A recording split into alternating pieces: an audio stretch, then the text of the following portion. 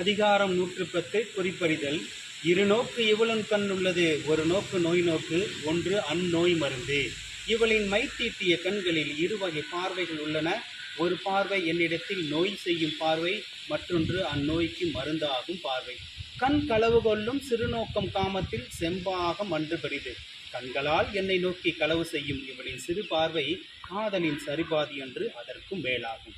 நோக்கினால் நோக்கி இறைஞ்சினாள் அத்தவள், யாப்பினுள் அட்டியினீர் என்னை நோக்கினாள்.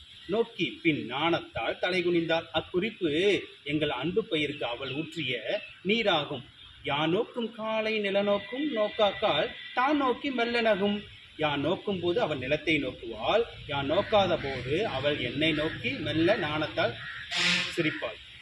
குறிக்கொண்டு நோக்காமை அல்லால் ஒரு கண் சிறக்கணித்தால் போல நகும். நேரே பார்க்காமல் ஒரு கண்ணை மட்டும் சுருக்கி பார்ப்பவள் போல் பார்த்து தனக்குள் தானே மகிழ்வாள்.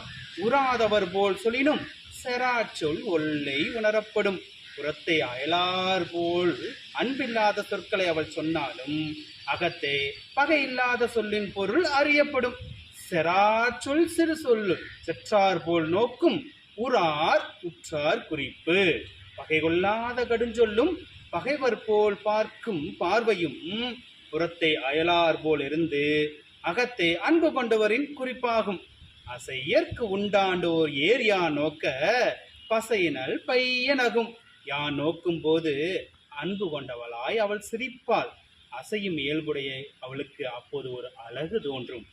ஏதிலார் போல புதுநோக்கு நோக்குதல் காதலார் கண்ணே உல.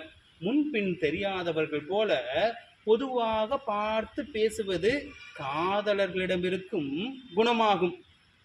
கண்ணோடு கண்ணினை நோக்கொக்கின் வாய்ச்சொற்கள் எந்த பயனும் இல.